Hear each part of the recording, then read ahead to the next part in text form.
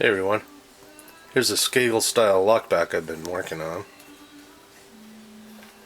Show you how the mechanics work.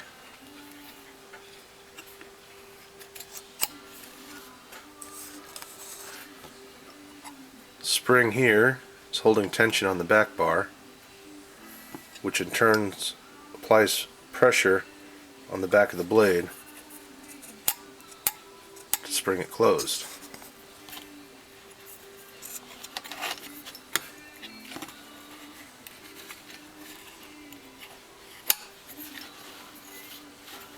When it's open, spring applies pressure to the back bar again and locks it in place in the back of the blade.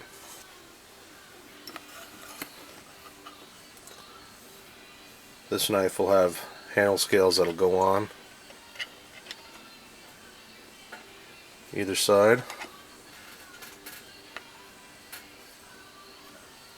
Nickel silver liners that are cut away so they don't scratch this area of the blade when it's all put together.